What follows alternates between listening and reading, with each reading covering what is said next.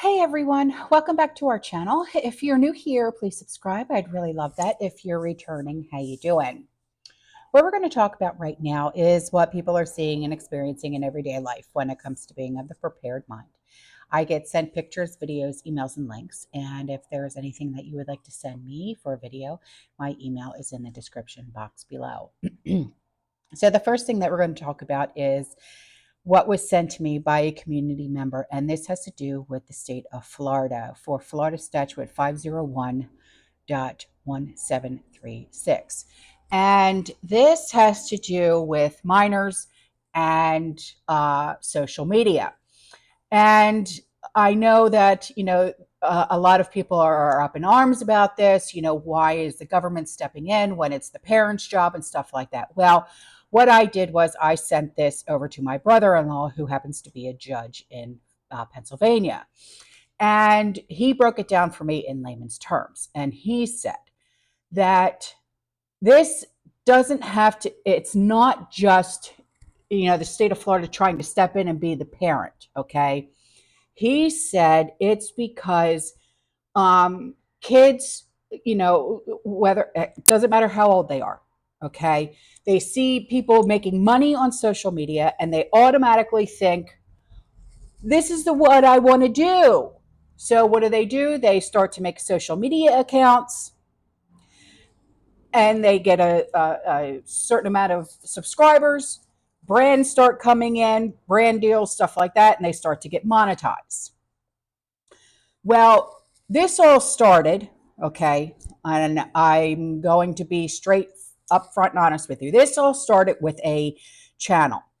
A couple of years ago, it was brought to my attention by my nephew, who is going to be 10 years old. And Dominic told me about this because he would always say, Auntie, Auntie, Auntie, watch this, watch this, watch this. And it was called Ryan's World or something like that.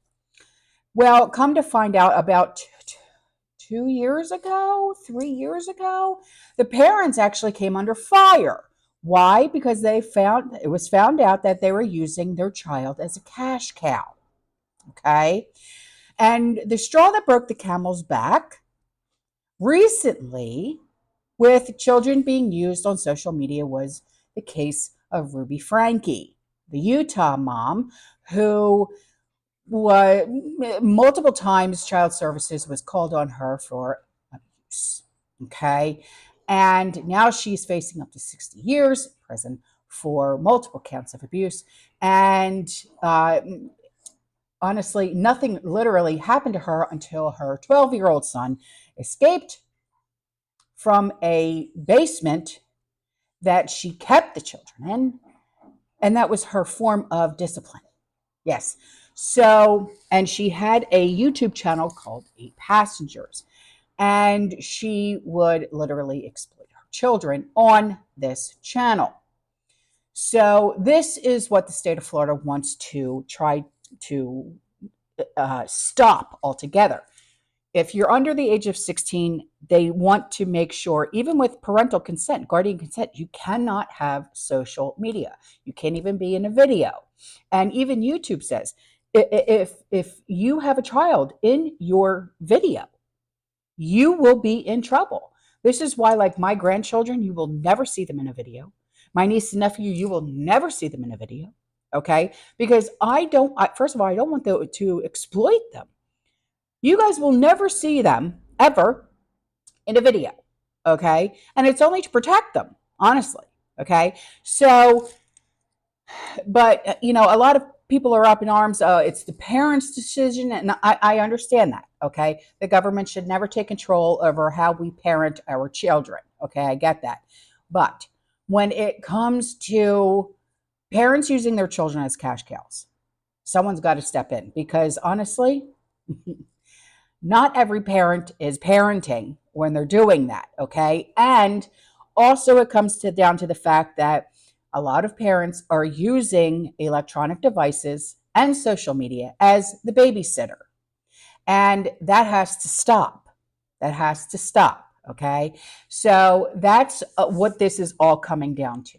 But it all started with when Ryan's World's parents were found out that they were using their child as a cash cow. And then the ultimate straw that broke the camel's back was Ruby Franke. Okay. And that is according to my brother in law, who is a judge in Pennsylvania. When he broke it down, he said, this is the straw that broke the camel's back, but this is exactly where it started. Okay. And they have my nephew, Alex, who is 13 years old. Okay. And he's not even allowed to use social media. Okay. Because they even know the dangers of social media and what it can cause. I mean, look at TikTok, for crying out loud. They have TikTok challenges. Remember the Tide Pod challenge? Okay, look at how many children that affected. There's challenges, okay, that affect children, okay? And they can be extremely dangerous. We have to stop this. We have to stop the children, we do, okay, from seeing these things and trying these challenges that could potentially harm them. So am I for, kids having social media under the age of 16? No, I'm not. Do I feel that it should be up to the parents? That depends. Only because some parents, they use that as a babysitter. Okay? And I happen to know parents who actually do that, and I have chimed in and I've been told to shut my mouth. Well, guess what? You're not actually being a parent now, are you? Okay. See, I'm happy that I had my son when I did, because social media wasn't a thing and neither were electronic devices. Okay. It wasn't a thing for a child to walk around the house with a cell phone stuck to their face. Okay. Because they're app, game. Okay. I didn't have to worry about that. Now it's like out of this world if you don't see a 3-year-old with a phone in their hand. Okay, that has to stop. But that's just my opinion. Okay, I'm a different kind of parent. I believe in hands-on parenting. I believe in teaching the child, not just handing them a device and saying just go do whatever you want to do. Not in this house. Okay, I don't allow that. But is the government trying to take over? No, I don't think so. Okay. I'm going by what my brother-in-law, who's a judge, told me, that this is where it started. This is the straw that broke the camel's back. And this is what the governor of Florida is trying to do in order to stop parents from making money off of their children and using them as cash cows and trying to protect our children. But that's just my opinion and the opinion of a judge. So, you may like what I had to say, you might not like what I had to say, but that's exactly what this is. Okay. Governor Ron DeSantis is not trying to, he's not trying to take control of your parenting. He's really not, I don't think. But, and I'm not a huge fan of Ron DeSantis, I'm really not. But, I really just think that he's trying to stop the device from being the parent, and he's trying to make you, the parent, become the parent once again. And he's also trying to stop these challenges, from affecting and harming our kids, and also from parents using their children as cash cows. But that's just my opinion. Take it or leave it. Okay, so here's a commercial break that was sent in by my husband. And when I saw this, I said, oh, how did you find something like this? I laughed so darn hard. And if you are an 80s kid, you will know exactly what this is from. Yeah, just laugh hysterically. If you have an O'Reilly's Auto Parts near you, yeah, just too funny.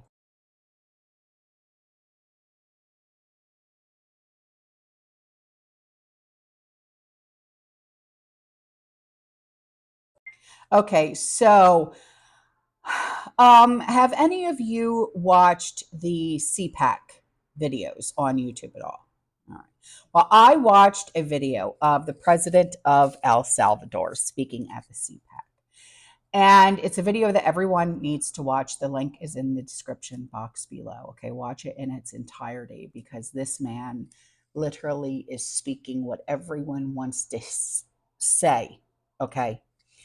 And there is one thing that I want to point out that he spoke about, and that is the financial situation of the United States. That the taxes here in the US are extremely high, okay? But that the real problem is not the high taxes, but the fact that the taxes are not even funding the government. The government is financed by Treasury bonds paper. And who buys the Treasury bonds paper? Mostly the Federal Reserve. And how does the Fed buy them? By printing money. But what bank backing does the Fed have for that money being printed? The Treasury bonds themselves. So basically, we finance the government by printing money out of thin air. Now, some could ask, well, if the government can print unlimited amounts of money out of thin air, then why do they feel the need to continue to collect taxes from United States citizens? Well, in theory, that actually makes sense. They're printing unlimited money. Why do you need to continue to take my money, my hard-earned money, that it's just taxed out the wazoo? If they can print unlimited amounts of money, why do they still need our tax money? Why? Why do you still take money from me? The answer is simple, but it is shocking. The real problem is that we pay high taxes only to uphold an illusion that we are funding the government, which we are. It's true that the government is funded by money, printing paper backed with paper, a bubble that will inevitably burst. The situation is even worse than it seems because if most Americans and the rest of the world were to become aware of the confidence in our currency would be lost. The dollar will fail, and the Western civilization will fall with it. It's amazing, isn't it? It's absolutely amazing that the president of El Salvador would say this. He said a lot more, but this is the one thing that I wanted to bring up only because apparently next year in 2025 here in Florida, they're trying to pass a bill. If you are over the age of 65, they are going to try and pass a bill to where you no longer have to pay property taxes. Yeah, they are going to instead bring up a fee. What's it called? Okay, here it is right here. Florida lawmakers could look into eliminating all property tax and replace lost revenue through a consumption tax. That's what it's called, consumption tax, depending on potential study, according to Florida Senate. House Bill 1371, originally filed on January 5th, exempted $100,000 of the value of the retail property real property being taxed. Those over the age of 65 would be qualified to be exempted from property tax up to $250,000.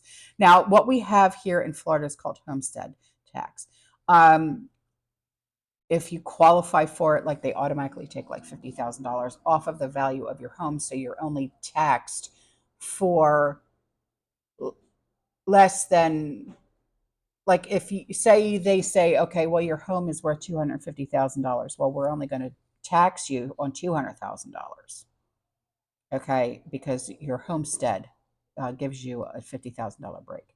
So now, say your home is worth $250,000 and you are over the age of 65. Well, now you're not going to have to pay taxes on anything because you will be exempted from property tax up to $250,000. Okay. So lawmakers would have to create rules, an application process, and documentation to prove age and property ownership. All right. So in a revised version of this bill on February 1st, it states that the Office Program Policy Analysis and Government Accountability would study what impact would be of getting rid of all property taxes and replacing that lost money through a consumption tax. They are going to submit their findings to the President of the Senate and Speaker of the House Representatives by February 1st of 2025. The act will go into effect when it becomes law. Yeah. And before I go, here is a article that was sent in by a community member, and I will leave the link in the description box below. A cyber attack on America's biggest health insurer has left pharmacies unable to fill prescriptions across the country. United Health said tens of thousands of pharmacies were impacted by the hack. It suspects was a state-sponsored attack. The hack began on Wednesday, preventing several pharmacies from processing prescriptions to insurance companies. It is unclear how many patients are affected by United Health.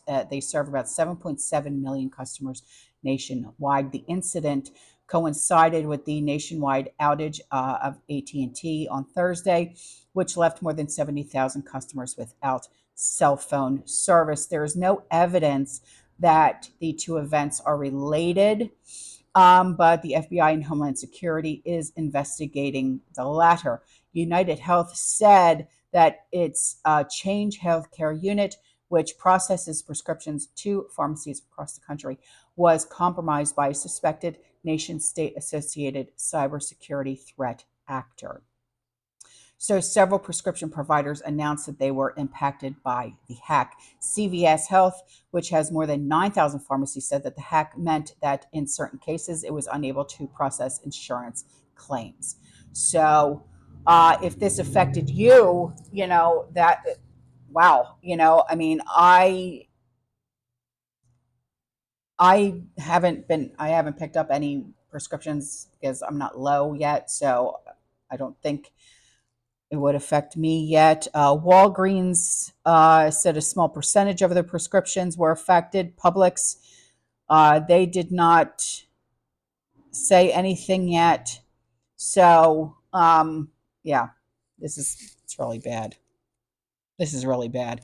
All right, guys, I am out of here. Okay, I will see you in the next one. You stay safe, you stay positive, you keep prepping. And as always, fearless. Ciao.